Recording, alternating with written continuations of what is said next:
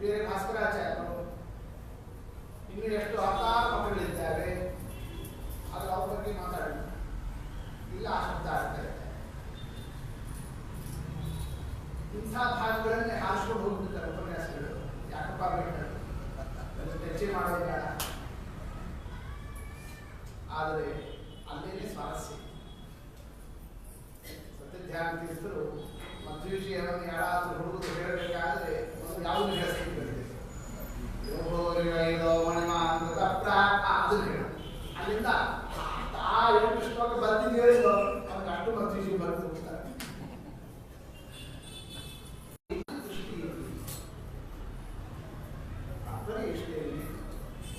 ಬೈಬೇಕು ಬೈದಿದ್ದಲ್ಲ,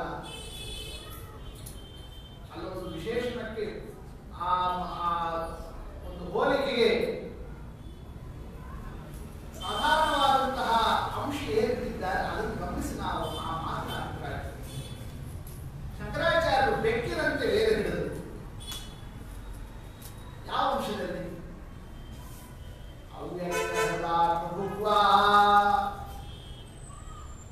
ಆಕು ಏನು ಶಬ್ದ ಆಗಿದ್ದಾರೆ. ಆಕು ಅಂದ್ರೆ ಇಲಿ, ಬುಕ್ ಅಂದ್ರೆ ತಿನ್ನೋದು. ಇಲಿ ತಿನ್ನೋ ಬೆಕ್ಕು ಯಜ್ಞದಲ್ಲಿ ಸಿದ್ಧಪಡಿಸಿರತಕ್ಕಂತಹ ಹಾಲು ಮೊಸರಿನ ಮಿಶ್ರಣವಾದಂತಹ ಹವಿಸ್ಸೇನಿದೆ, ಸಾನ್ನಾಯ ಅಂತ ಕರೀತಾರೆ. ಅದನ್ನು ಹೋಗಿ ತಿಂದ್ರೆ ಹೆಂಗಾಗ್ತದೋ ಹಾಗೆ ಶಂಕರಾಚಾರ್ಯರು ವೇದ ಹಿಡಿದಿದ್ದು ಆಯಿತು. ನೋಡಿ ಮೊದಲನೇ ವಿಚಾರ ಸಾನ್ನಾಯ ವ್ಯಕ್ತ ಹೃದಯ ಕುಹುಬ್ಬ. ಏನದರಲ್ಲಿರುವ ಅಂಶ? ಅವ್ಯಕ್ತ ಹೃದಯ. ಬೆಕ್ಕು ಆ ಹಾಲು ಮೊಸರು ತಿನ್ನೋದಿದೆಯಲ್ಲ, ಕೆಲವರು ಗೊತ್ತಾಗುತ್ತಿರ್ತದೋ ಗೊತ್ತಾಗದಿದ್ದ ತಿಂತದೋ. ಏನು ಬೆಕ್ಕಿನಂತೆ ತಿಂದ ಅಂದ್ರೆ ಏನರ್ಥ?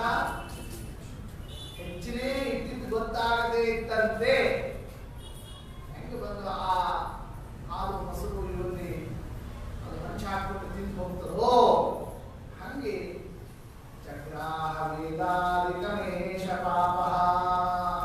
ವೇದಶಾಸ್ತ್ರಗಳಲ್ಲಿ ಹಿಡಿದಿದ್ದು ಆ ಕ್ರಮದಲ್ಲಿ ಇವು.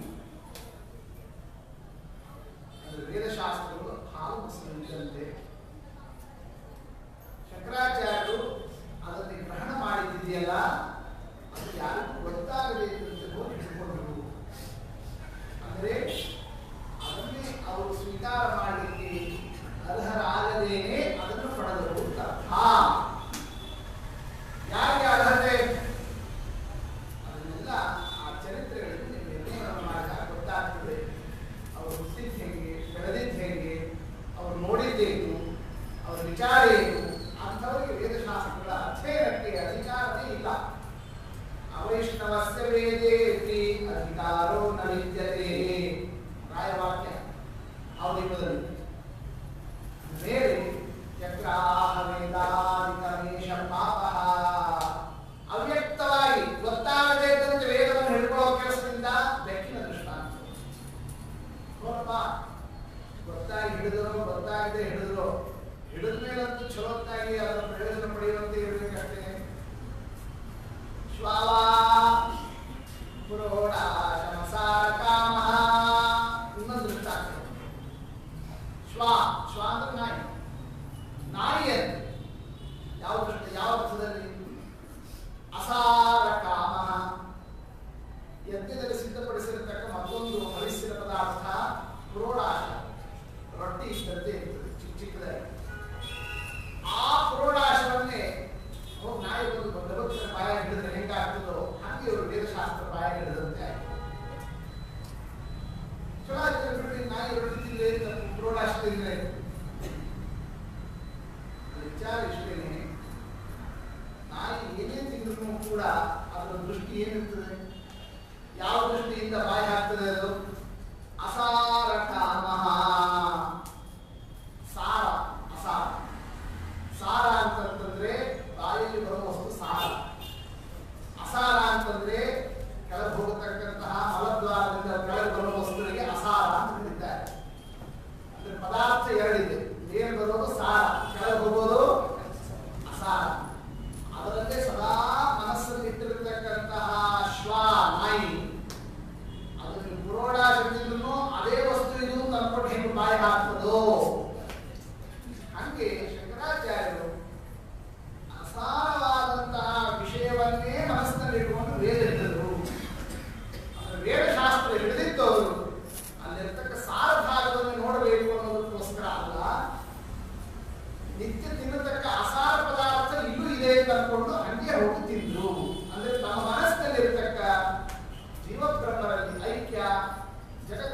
ಮಿಥ್ಯಾ ಇವೇ ಬದಲಾಗಿರತಕ್ಕ ಅಸಾರವಾದಂತಹ ವಿಷಯಗಳೇನಿದ್ದಾವೆ ಅದೇ ವಿಷಯನೇ ಇನ್ನೂ ಸಿಗ್ತದೆ ಅಂತ ಬಾಯಿ ಹಾಕಿದರು. ಯಾವುದಕ್ಕೆ? ಜಗ್ರಾಹ ವೇದಾಧಿಕಮೇಶ ಪಾಪ. ಇನ್ನು ಕೋತಿ ಅಂತ ಯಾಕಂದ್ರು ಅದಕ್ಕೇನರ್ಥ? ಪ್ಲವಗೋ ಅವ್ಯವಸ್ಥ. ಕೋತಿಯನ್ನು ಯಾವುದಕ್ಕಂತಾರೆ? ಮಂಗನ ಕೈಯಲ್ಲಿ ಮಾಣಿಕ್ಯ ಇದ್ದಂತೆ ಲೋಕದ ಗಾದೆ ಹೋಗೋದು. ಏನದರ ಅರ್ಥ ಏನು? ಒಳ್ಳೆ ಮಾಣಿಕ್ಯ, ಮುತ್ತು, ರತ್ನ ಇವೆಲ್ಲ ಚಲಾಪಿಲಿ ಆಗೋದು ಯಾವಾಗ? ಕೋತಿ ಆ ಹಾರವನ್ನು ತಗೊಂಡು ಸೂತ್ರವನ್ನು ಕಟ್ ಮಾಡಿಬಿಡ್ತು ಅಂತಂದ್ರೆ ಒಂದಕ್ಕೊಂದಕ್ಕೆ ಇರ್ತಕ್ಕಂತಹ ಆ ಪೋಣಿಸಿರ್ತಕ್ಕಂತಹ ಜೋಡಣೆಯನ್ನೇ ಅದು ಹಾಕಿಬಿಡುತ್ತು ಅಂತಂದ್ರೆ ಆಗ ಎಲ್ಲ ಮಾಣಿಕ್ಯ ಚಲಾಪಿಲಿಯಾಗಿ ಒಂದಕ್ಕೊಂದಕ್ಕೆ ಸಿಗದೇನೆ ಎಲ್ಲ ನಮಗೆ ಹೇಗೆ ದೂರ ಆಗ್ತದೋ ಹಾಗೆ ಶಂಕರಾಚಾರ್ಯರು ವೇದಶಾಸ್ತ್ರಗಳ ತತ್ವಗಳೇ ಮಾಣಿಕ್ಯ, ಅದನ್ನು ಕೂಡಿಸಿರತಕ್ಕ ಸೂತ್ರನೇ ಬ್ರಹ್ಮಸೂತ್ರ. ಆ ಬ್ರಹ್ಮಸೂತ್ರವನ್ನು ಕಟ್ಟು ಮಾಡಿ ಹಾಕಿದರು. ಅದನ್ನು ಅವ್ಯವಸ್ಥೆ ಮಾಡಿದ್ದರಿಂದ ಜಗ್ರಾಹ ವೇದಾಧಿಕಮೇಶ ಪಾಪ ಅಂದ್ರೆ ಪಂಡಿತಾಚಾರ್ಯರು ಬೆಕ್ಕು, ನಾಯಿ, ಕೋತಿ ಈ ಒಂದು ಮಾತನ್ನೇ ದೃಷ್ಟಾಂತವಾಗಿ ಕೊಟ್ಟು ಆಡೋದರಲ್ಲೂ ಕೂಡ ಸಂಪೂರ್ಣ ಮಣಿಮಂಜರಿಯ ನಾಲ್ಕು ಆ ಒಂದು ಕಡೆ ಭಾಗದಲ್ಲಿ ಬಂದಿರತಕ್ಕಂತಹ ಏನೇನು ವಿಚಾರಗಳಿದ್ದಾವೆ ಅದರ ಸಾರವಾಗಿ ಸೂಕ್ಷ್ಮವಾಗಿ ಮೂರು ಶಬ್ದದಲ್ಲಿ ಹೇಳಿದ್ದಾರೆ. ಬಹಳ ಅರ್ಥ ಗಂಭೀರ ಮಾತು ವಿಷಯ. ಇದಿಷ್ಟು ಜ್ಞಾನ ಭಾಗಕ್ಕೆ ಆಗಿರ್ತಕ್ಕ ಅಪಚಾರ. ಆದರೆ ಕರ್ಮಕಾಂಡಕ್ಕೆ ಅಲ್ಲಿ ಆಗಿರತಕ್ಕಂಥದ್ದಲ್ಲಿ ಪದ್ಮಾ ಕರ್ಮ ಕಲಶಿ ಚಿಕೀರ್ಷು ಸುದುರ್ದಮೋ ದುಷ್ಟಗಜೋ ವಿಶುದ್ಧಂ. ಮದ್ದಾನೆ ನಿರ್ಮಲವಾದ ಸರೋವರಕ್ಕೆ ಪ್ರವೇಶ ಮಾಡಿ ಕೆಸರು ಎಬ್ಬಿಸಿ ಅಲ್ಲಿ ಬಿಟ್ಟಿರತಕ್ಕಂತಹ ದೇವರಿಗೆ ಸಲ್ಲಬೇಕಾದಂತಹ ಪುಷ್ಪಗಳನ್ನೇ, ಕಮಲ ಹೂವುಗಳನ್ನೆಲ್ಲ ಧ್ವಂಸ ಮಾಡಿದರೆ ಹೆಂಗೆ ಕಾಣಿಸ್ತದೋ ಹಾಗಾಯಿತು. ಶಂಕರಾಚಾರ್ಯರು ಎಲ್ಲಿ ಪ್ರವೇಶ ಮಾಡಿದ್ದು? ಷಷ್ಠಶ್ಚತುರ್ಥಾಶ್ರಮೇಶ ಭೇಜೆ ಸನ್ಯಾಸಾಶ್ರಮವನ್ನೇ ಶಂಕರಾಚಾರ್ಯರು ತಿಳಿದಿದೆಯಲ್ಲ, ಒಳ್ಳೆ ಸರೋವರಕ್ಕೆ ಮದ್ದಾನೆ ನುಗ್ಗಿದಂತೆ ಆಯಿತು. ಅವ್ರು ಯಾಕೆ ಸನ್ಯಾಸ ತಗೊಂಡ್ರು? ಪಂಡಿತಾಚಾರ್ಯರು ಯಾಕೆ ಸನ್ಯಾಸ ತಗೊಂಡ್ರೆ ಗೊತ್ತೇನು? ಜನೋ ನಮಿನ್ನ ಪರಚೇತಿ ಮತ್ವಾ ಒಂದು ಸೂತ್ರವೇ ಇಟ್ಬಿಟ್ಟು ಸನ್ಯಾಸ ತಗೊಳ್ತಕ್ಕಂಥವ್ರು ಈ ಕ್ರಮದಿಂದ ಇರ್ತಾರೆ, ಎಚ್ಚರಿಕೆ ಇರಲಿ. ಏನಂತ? ಆ ಸನ್ಯಾಸಿ ಯಾರಿಲ್ಲ ಅಂದ್ರೆ ಯಾಕೆ ನಮಸ್ಕಾರ ಮಾಡ್ತಾರೆ ಅಂದ್ರೆ ಜನರೆಲ್ಲ ಕಾಲಿಗೆ ಬೀಳಬೇಕು ಅಂತಂದ್ರೆ ಅದಕ್ಕಿರ್ತಕ್ಕಂತಹ ಉಪಾಯ ಯಾವುದು? ಸನ್ಯಾಸಾಶ್ರಮ. ಆಚಾರ್ಯ ಬಹಳ ಚಂದ ಹೇಳ್ತಿದ್ರು, ಜುಟ್ಟು ಬೆಳೆಯೋದಕ್ಕೆ ಟೈಮ್ ಬೇಕು, ಕತ್ತರಿಸೋದಕ್ಕೆ ಟೈಮ್ ಬೇಕಂತ. ಒಂದು ಜುಟ್ಟು ಬೆಳಿಬೇಕು ಅಂದ್ರೆ, ಶಿಖಾ ಬೆಳಿಬೇಕು ಅಂತಂದ್ರೆ ಕಾಡಬೇಕು. ಆದ್ರೆ ತೆಗೆಯೋದಕ್ಕೆ ಎಷ್ಟೊತ್ತು ಬೇಕಾಗಿದೆ? ಸನ್ಯಾಸಿ ಆಗೋದಕ್ಕೆ ಎಷ್ಟೊತ್ತು ಬೇಕು? ಅಂತ ಆಗ್ತಾ ಇದೆ. ಅಂದ್ರೆ ಏನ್ ತಾತ್ಪರ್ಯ? ಎಲ್ಲ ಜನರನ್ನೇ ವಶೀಕರಣ ಮಾಡಿಕೊಳ್ಳಿಕ್ಕೆ ಸನ್ಯಾಸವನ್ನು ಬಳಸಿರ್ತಕ್ಕಂತಹ ಕ್ರಮ ಆಯಿತು. ಕರ್ಮಕಾಂಡ ಇದರಿಂದ ಅಸ್ತವ್ಯಸ್ತ ಆಯಿತು, ಜ್ಞಾನಭಾಗ ಹಾಳಾಯಿತು. ಪ್ರಚ್ಛನ್ನ ಬೌದ್ಧೋ ಯಾರ ಪ್ರಸಿದ್ಧ. ಶಂಕರಾಚಾರ್ಯ ಏನಂತ ಕರೆದ್ರು ಆ ಕಾಲದಲ್ಲಿ ಎಲ್ಲರೂ ಕೂಡ ಪ್ರಚ್ಛನ್ನ ಬೌದ್ಧ ಅಂದ್ರೆ, ಪ್ರಚ್ಛನ್ನ ಅಂತಂದ್ರೆ ಬೂದಿ ಮುಚ್ಚಿದ, ಒಳಗಿನಿಂದ ಬೌದ್ಧನೇ. ಆದ್ರೆ ಮೇಲ್ನೋಟಕ್ಕೆ ವೇದಶಾಸ್ತ್ರ ಈ ಮತ ಅಂತ ಹೇಳ್ಕೊಂಡು ಮಾತನಾಡ್ತಾ ಇದ್ದಾರೆ. ಅಂದ್ರೆ ಅದ್ವೈತ ಮತ. ಅದು ಯಾವ ವಾದ? ಅದು ಬೌದ್ಧ ಮತದ್ದೇ ರೂಪಾಂತರ. ಅಸತ್ಪದೇ ಸಂಸದ ಸರ್ವೇತಂ ಮಾಯಾಖ್ಯಯ ಸಂಪ್ರತಿಮಭ್ಯದತ್ತ ಬ್ರಹ್ಮಾಪ್ಯಖಂಡಂ ಬತ ಶೂನ್ಯ ಸಿದ್ಧೈ ಪ್ರಚ್ಛನ್ನ ಬೌದ್ಧೋಯ ಪ್ರಸಿದ್ಧ. ಬೌದ್ಧರು ಜಗತ್ತು ಅಸತ್ ಅಂತ ಅವರು ಅಸತ್ಯ ಯಾರವಾದ ಇದು? ಬೌದ್ಧವಾದ. ಅವ್ರು ಅಸತ್ಯ ಅಂತಂತಂದ್ರೆ ಇವರೇನಂದ್ರು? ಸತ್ಯ ಅಲ್ಲ ಅಂತಂದ್ರು. ಅವ್ರು ಹಳೆಯ ಅಂತಂದ್ರು, ಇವ್ರು ಮಾಡೋದು ಗಂಡ. ಒಂದೇ ಜಗತ್ತು ಅಸತ್ಯ. ಯಾರವಾದ? ಬೌದ್ಧವಾದ. ಇವರು ಜಗತ್ತು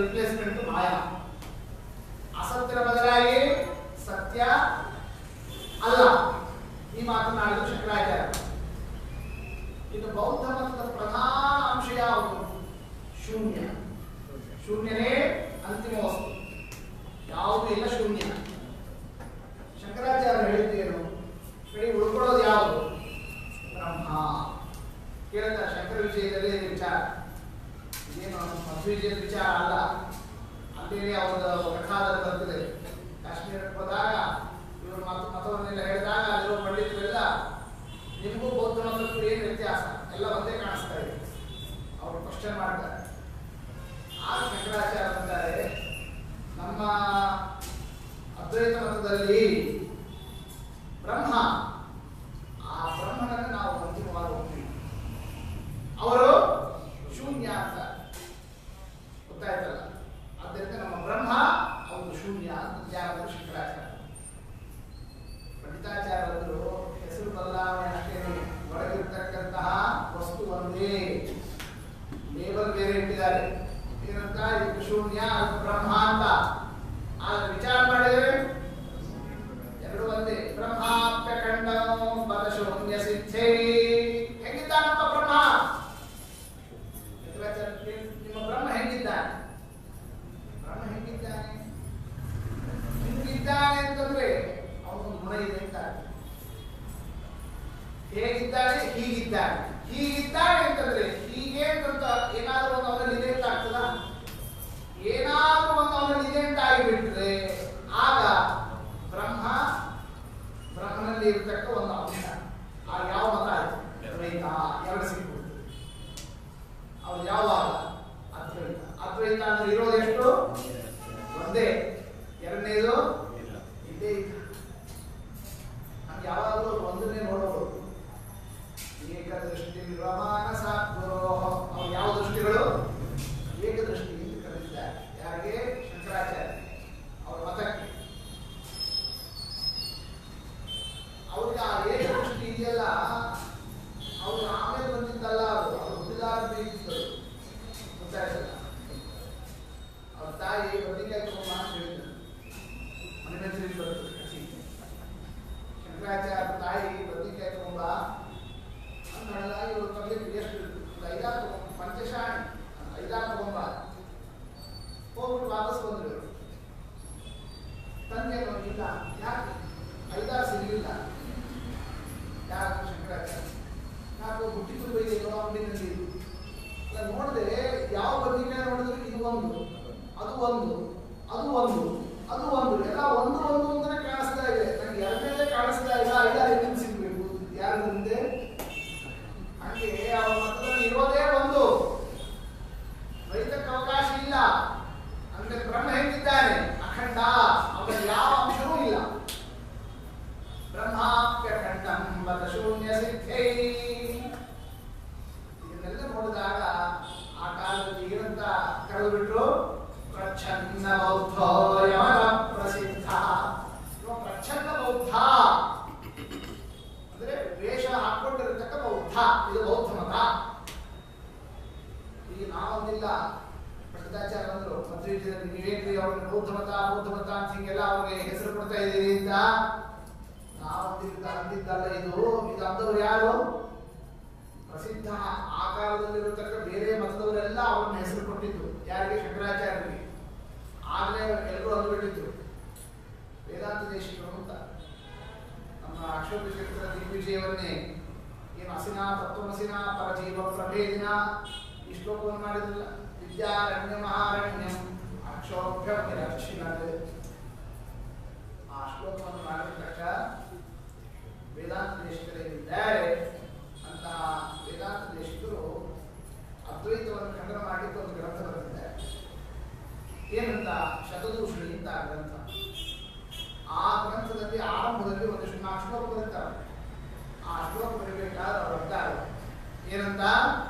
ಮತ್ಸನ್ನೇ ಕೃಷ್ಣ ಮತವಾಪ್ಯಧವಾತ್ರಿಯಧ್ವಂ ಪ್ರಚ್ಛನ್ನ ಬೌದ್ಧ ವಿಜಯೇ ಪರಿತೋಯತಧ್ವಂ ಅಂದಿದ್ದಾರೆ. ನಮ್ಮ ಮತ ಬೇಕಾದ್ರೆ ನೀವು ಹಿಡಿತಿಲ್ಲ ಬಿಟ್ಟು ಪರವಾಗಿ. ನಮ್ಮ ಮತ ಅಂದ್ರೆ ಅವರು ವೇದಾಂತ ದೇಶಗಳು ರಾಮಾನುಜ ಮತ. ನಮ್ಮ ಮತ ನಿಮಗೆ ಇಷ್ಟ ಆಗಲಿಲ್ಲ ಬೇಕಾದ್ರೆ ಬಿಟ್ಬಿಡು. ಮತ್ಸನ್ನೇ ಕೃಷ್ಣ ಮತಮಾಪ್ಯಥವಾತ್ರಿ. ನಮಗೆ ಹತ್ತಿರದಲ್ಲಿರೋ ಮತ ಆದ್ರೂ ಹಿಡ್ಕೊಳ್ಳಿ. ನಮಗೆ ಹತ್ತಿರದಲ್ಲಿರೋ ಮತ ಅಂದ್ರೆ ಯಾವುದು? ಮತ ಸಿದ್ಧಾಂತ. ಯಾಕೆ ಅವರು ಹರಿಸರ್ವೋತ್ತಮ, ನಾವು ಹರಿಸರ್ವೋತ್ತಮ, ಅದನ್ನಾದ್ರೂ ಹಿಡ್ಕೊಳ್ಬೇಕಾದ್ರೆ. ಆದರೆ ಈ ಮತ ಇದು ನೋಡ್ರಿ, ಯಾವ ಮತ? ಪ್ರಚ್ಛನ್ನ ಬೌದ್ಧ ವಿಜಯೇ ಪರಿತೋಯತಧ್ವಂ. ಈ ಪ್ರಚ್ಛನ್ನ ಬೌದ್ಧ ಇದ್ದಾರಲ್ಲ ಅದ್ವೈತ, ಅದನ್ನು ಬದು ಪಡೆಯೋದಕ್ಕೆ ಎಲ್ಲರೂ ಒಟ್ಟಾಗಿ ಬರೋಣ ಬರ್ರಿ. ಈಗ ಅವರು ಗ್ರಂಥದ ಆರಂಭದ ಒಕ್ಕಣೆ ಹೇಳಿಕೆ ಇದು. ಅಂದ್ರೆ ಶಂಕರಾಚಾರ್ಯರ ಸಿದ್ಧಾಂತ ಅದು ಪ್ರಚ್ಛನ್ನ ಬೌದ್ಧವಾದ ಅಂತ ಅನ್ನೋ ವಿಚಾರ ಏನಿದೆ ಇದು ನಾವು ಒಂದು ಹೊಸದಾಗಿ ಹೇಳಿದ್ದೇನಲ್ಲ, ಆದ್ರೇನೆ ಎಲ್ಲ ಫೇಮಸ್ ಇದೆ. ಪ್ರಚ್ಛನ್ನ ಬೌದ್ಧ ಯಮಕ ಪ್ರಸಿದ್ಧ. ಹೀಗೆ ಅಂದ್ರೆ ಏನ್ ತಾತ್ಪರ್ಯ? ಒಂದು ಸಿದ್ಧಾಂತ ಇದು ಬೈಯೋದಕ್ಕೋಸ್ಕರ ಬಂದಿದ್ದು ಅನ್ನೋದು ಮೇಲ್ನೋಟಕ್ಕೆ ಒಂದು ವಿಚಾರ ಈ ದೃಷ್ಟಿಯಿಂದ. ಆದರೆ ಒಳಗಿಂದ ಸ್ವಲ್ಪ ನಾವು ರಹಸ್ಯವನ್ನು ಗಮನಿಸಿದಾಗ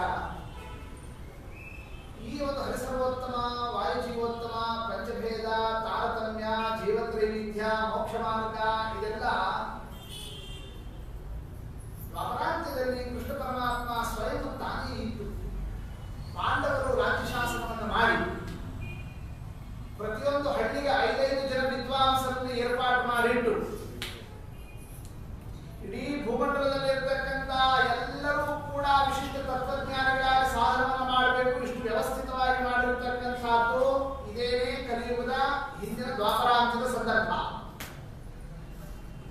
ಅಂಥ ಒಂದು ತತ್ವ ಸಿದ್ಧಾಂತ ಜ್ಞಾನ ಭಾಗ ಇಷ್ಟು ಅಲ್ಪ ಕಾಲದಲ್ಲಿ, ಇನ್ನು ಕಲಿಗಾಲ 4 ಲಕ್ಷ ವರ್ಷ ಇದೆ, ಇನ್ನು 5,000 ವರ್ಷ ಆಗಿದೆ.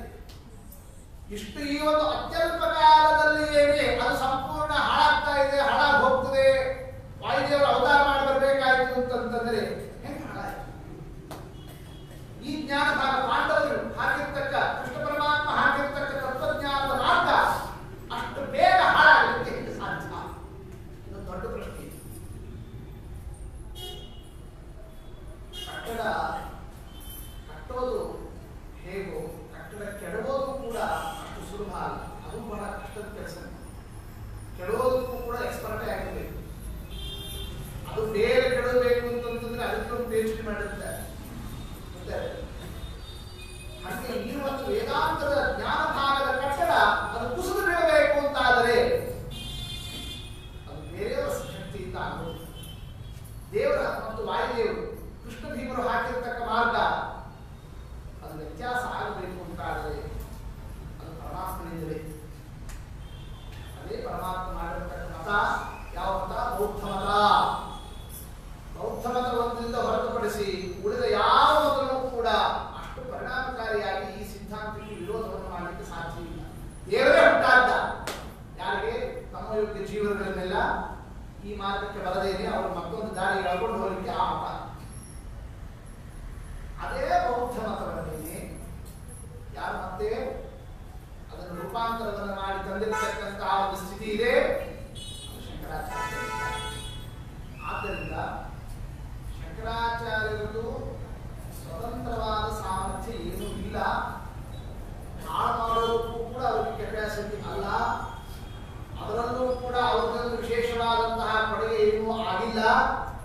ಅಲ್ಲೂ ಕೂಡ ನಾವು ಅಂತತೋಗತ್ವ ವಿಚಾರವನ್ನು ಮಾಡುತ್ತಾ ಹೊರಟರೆ ಅದೆಲ್ಲ ಪ್ರಚ್ಛನ್ನ ಬೌದ್ಧವಾದ ಅಂದ್ರೆ ಬೌದ್ಧ ಮತ ಅಂದ್ರೆ ಬುದ್ಧರೂಪಿ ಪರಮಾತ್ಮನೇ ಈ ಒಂದು ಜಗನ್ಮೋಹನಕ್ಕೋಸ್ಕರವಾಗಿ ಹಾಕಿರ್ತಕ್ಕಂತಹ ಒಂದು ವ್ಯವಸ್ಥೆ. ಅದು ಇದನ್ನು ಮನಸ್ಸಲ್ಲಿ ತಗೊಳ್ಳಿ ಅಂತ ಅನ್ನೋ ದೃಷ್ಟಿಯಿಂದ ಯಾವ ಮಾತನಾಡಿರ್ತಾರೆ ಅದ್ವೈತ ಮತ ಅದು ಪ್ರಚ್ಛನ್ನ ಬೌದ್ಧವಾದ ಈ ಮಾತನಾಡಿರ್ತಾರೆ.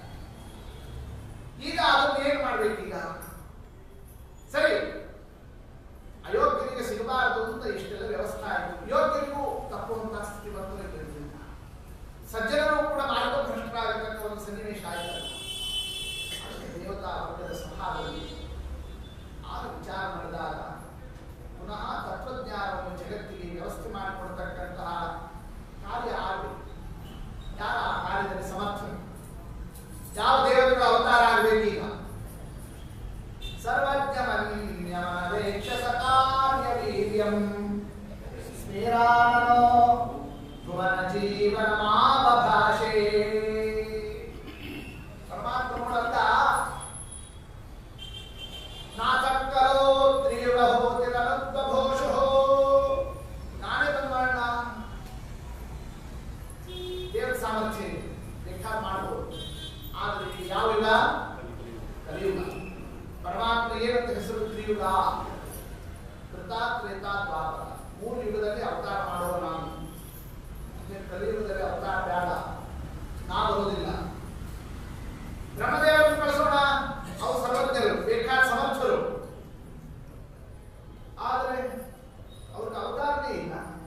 ಯಾರಿಗೆ? ಬ್ರಹ್ಮದೇವರಿಗೆ. ಪರಮಾತ್ಮ ಕಲಿಯುಗದಲ್ಲಿ ಬರೋದಿಲ್ಲ. ಬ್ರಹ್ಮದೇವರಿಗೆ ಕಲಿಯುಗ ಅಲ್ಲ, ಯಾವ ಯುಗದಲ್ಲೂ ಅವರ ಅವತಾರನೆ ಮಾಡುವುದಿಲ್ಲ. ಇನ್ನು ಉಳಿದವ್ರನ್ನ ಯಾರು ಕಳಿಸೋಣ? ಬೇರೆ ಯಾರಾದರೂ ಕೂಡ ವಿಚಾರವನ್ನು ಮಾಡಿದರೆ ಸರ್ವಜ್ಞ ಮನ್ಯಮನವೇಕ್ಷ್ಯ, ಬೇರೆ ಸರ್ವಜ್ಞರು, ಏನು ಪ್ರಶ್ನೆ ಬಂದರೂ ಎಲ್ಲದಕ್ಕೂ ಉತ್ತರವನ್ನು ಕೊಡತಕ್ಕ ಸಮರ್ಥರು, ಪ್ರಸಕ್ತವಾದ ಕಲಿಗಾಲದ ಪ್ರಭಾವಕ್ಕೆ ಒಳಗಾಗದೇ ಇರತಕ್ಕಂತಹ ದಿಟ್ಟರು ಯಾರಿದ್ದಾರೆ?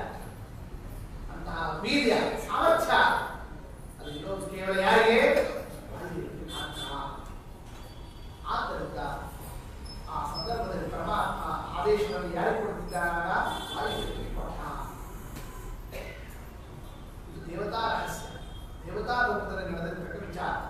ಅದನ್ನು ಪಂಡಿತಾಚಾರ್ಯರು ಜ್ಞಾನಿಗಳ ಮುಖದಿಂದ ತಿಳಿದು ಮತ್ತು ವಿಷಯದಲ್ಲಿ ಪ್ರಥಮವನ್ನು ಮಾಡಿದ್ದಾರೆ. ಈ ವಿಷಯದಲ್ಲಿ ಅನೇಕ ತತ್ವಗಳನ್ನು ನೀಡಿದ್ದಾರೆ. ಈ ಮಾತಿನಲ್ಲಿ ವಿಚಾರ ದೇವರು ತನಗೆ ಅವತಾರ ಇಲ್ಲ ಅಂತ ಕಲಿಯುಗ, ಮತ್ತೆ ಕಲಿಕೆಯಿಂದ ರೂಪ ಬರ್ತದಲ್ಲ ಕಲಿಯುಗದಲ್ಲಿ ತಾನೆ. ಅದು ಅಂತಿಮವಾಗಿ ಕಲಿಯುಗ ಮುಗಿದು ಪೃಥ್ವಿಗೆ ಪೂರ್ವದಲ್ಲಿ ಸತ್ಯಕಾಲದಲ್ಲಿ ಹೋಗುದು, ಮಧ್ಯದಲ್ಲಿ ಅಲ್ಲಿ ಪರಮಾತ್ಮ ಅವತಾರವನ್ನೇ ಮಾಡುವುದಿಲ್ಲ. ಯಾಕೆ ಹೇಳಿದ್ದಾರೆ? ದೇವರಿಗೆ ಅವತಾರ ಇಲ್ಲ ಅಂತ ಪ್ರಮಾಣ ತಿಳಿಸ್ತದೆ. ನಾವೇ ದೇವರು, ದೇವರು ನಾವು ಹುಟ್ಟಿದ್ದೀವಿ ಅಂತ ಹಿಂಗೆಲ್ಲ ಹುಟ್ಟುತ್ತಾ ಕಟ್ಟಿ ಭಗವಾನ್, ಆ ಭಗವಾನ್, ಈ ಭಗವಾನ್ ಅಂತ ಟೊಂಗಿ ಹಾಕೊಂಡು ಬರ್ತಾರೆ. ಅದನ್ನ ನಂಬ್ಯಾಡ್ರಿ. ಯಾಕೆ ದೇವರ ಅವತಾರ ಕಲಿಯುಗದಲ್ಲಿ? ಆದ್ದರಿಂದ ಈ ಕ್ರಮದಲ್ಲಿ ವಂಚನವನ್ನು ಮಾಡತಕ್ಕಂತಹ ವ್ಯಕ್ತಿಗಳ ಬಗ್ಗೆ ಎಚ್ಚರ ಇರಲಿ ಅನ್ನೋದಕ್ಕೆ ಈ ವಿಚಾರವನ್ನು ತಿಳಿಸಿತು. ಎರಡನೇದು ಬ್ರಹ್ಮಾಂಡಮಪ್ಯನವತಾರ, ಬ್ರಹ್ಮದೇವರಿಗೆ ಅವತಾರ ಇಲ್ಲ. ಇದನ್ನ ಯಾಕೆ ಹೇಳಿದ್ರು ಗೊತ್ತೇನು? ಶಂಕರಾಚಾರ್ಯ ಕಥೆಯಲ್ಲಿ ಅವರು ಶಂಕರ ವಿಜಯ ಬರ್ಕೊಂಡಿದ್ದಾರೆ. ಅವರು ಒರಿಜಿನಲ್ ಶಂಕರ ವಿಜಯ ಹಿಂಗಿಲ್ಲ, ಆಮೇಲೆ ಡೂಪ್ಲಿಕೇಟ್ ಎಲ್ಲ ಹಂಗೆ ಮಾಡಿದ್ರು. ಅಂದ್ರೆ ಒರಿಜಿನಲ್ ಯಥಾಸ್ಥಿತಿ ಬರ್ಕೊಂಡ್ಬಿಟ್ಟಿದ್ದಾರೆ ಅವ್ರ ಕಥೆಗಳು. ಆದ್ರೆ ಆಮೇಲೆ ನಮ್ಮ ಮಧ್ವ ವಿಜಯ ನೋಡಿ ನಾವು ಹಿಂಗೆ ಬರೀಬೇಕು, ನಮ್ಮ ಆಚಾರ್ಯರು ಅಂತೆಲ್ಲ ಬದಲಾವಣೆ ಮಾಡಿ ಅವರು ಶಂಕರಾಚಾರ್ಯರು ನಮ್ಮ ವಾಯುದೇವರ ಅವತಾರ, ರುದ್ರದೇವರ ಅವತಾರ ಹಾಕೊಂಡು ಹೀಗೆಲ್ಲ ಆಮೇಲೆ ಅವತಾರ ಇದೆಲ್ಲ ವಿಚಾರ ಆಮೇಲೆ ಬಂದಿದ್ದೀವೆಲ್ಲ. ಅದ್ವೈತ ಮತದಲ್ಲಿ ದೇವರು ಅವತಾರ ಇದಕ್ಕೆಲ್ಲ ಅರ್ಥನೇ ಇಲ್ಲ, ಅವರು ನಿರ್ಗುಣ ನಿರಾಕಾರವಾದ ಗೊತ್ತಾಯ್ತಲ್ಲ.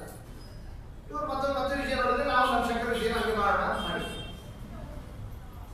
ಅದರ ಒಂದು ವಿಚಾರ ಏನಂತ, ಇವರು ರುದ್ರದೇವರ ಅವತಾರ ಶಂಕರಾಚಾರ್ಯರು, ಅವರ ಶಿಷ್ಯ ಅವ ಬ್ರಹ್ಮದೇವರ ಅವತಾರ ಮಂಡಲೇಶ್ವರ ಇದ್ದಾನಲ್ಲ, ಯಾರ ಅವತಾರ? ಬ್ರಹ್ಮದೇವರ ಅವತಾರ. ಅವರು ಬರ್ಕೊಂಡಿದ್ದಾರೆ, ಇವತ್ತಿನ ಪ್ರಿಂಟಿಂಗ್ ಇಟ್ಟಿದ್ದಾರೆ ನೋಡ್ಬೋದು. ಅದಕ್ಕೆ ನಮ್ಮ ನಾರಾಯಣ ಪಂಡಿತಾಚಾರ್ಯ ಅಂದರು ಬ್ರಹ್ಮಾಂಡಮಪ್ಯನವತಾರಮನ ಆದಿದೀಕ್ಷೋ. ಅವ್ರ ಅವತಾರನೇ ಇಲ್ಲೋ, ಇಲ್ಲೇ ಅವತಾರ ಮಾಡ್ತಾರೆ, ಯಾವ ಯುಗದಲ್ಲೂ ಅವತಾರ ಮಾಡೋದಿಲ್ಲ ಅವರು ಬ್ರಹ್ಮದೇವರು. ಅಂದ್ರೆ ಅವ್ರು ಬ್ರಹ್ಮದೇವರ ಅವತಾರ ಅಂತ ಬರಿತಾ ಇದ್ದಾರಲ್ಲ, ಯಾರ ಅವತಾರ ಇದೆ ಯಾರ ಅವತಾರ ಇಲ್ಲ ಅವ್ರನ್ನ ಬದ್ದು ಸಿದ್ಧಾಂತ ಸರಿಯಾಗಿ ಓದೇ ಇಲ್ಲ. ಸುಮ್ಮನೆ ಹಂಗೆ ಹಿಂಗೆ ಅಲ್ಲಿ ಇಲ್ಲಿ ಅರ್ಧ ಮೃತ ಉಪನ್ಯಾಸ ಕೇಳ್ಕೊಂಡು ನಮ್ಮ ಆಚಾರ್ಯ ಹಿಂಗೆ ಬರಬೇಕು ಅಂತ ಮಾಡಿ ಹೋಗಿದ್ದಾರೆ. ಸರಿಯಾಗಿ ಕಲಿತೇ ಇಲ್ಲ ಅವರು, ಅಲ್ಲಿ ಸಿಕ್ಕೋಗಿದ್ರು. ಅದನ್ನ ನಾರಾಯಣ ಪಂಡಿತಾಚಾರ್ಯ ಸೂಚನೆ ಮಾಡಿ ಇವೆರಡು ಪರಮಾತ್ಮ ಬ್ರಹ್ಮದೇವರು ಅವರನ್ನು ಹೊರತುಪಡಿಸಿ ಮುಂದೆ ಯಾರು ಈ ಕಾರ್ಯವನ್ನೇ ಮತ್ತು ಸಿದ್ಧಾಂತವನ್ನೇ ಸ್ಥಾಪನೆ ಮಾಡುವರು? ಅದಕ್ಕೆ ವಾಯುದೇವರಿಗೆ ಆ ಸಂದರ್ಭದಲ್ಲಿ ಪರಮಾತ್ಮ ತಿಳಿಸ್ತಾ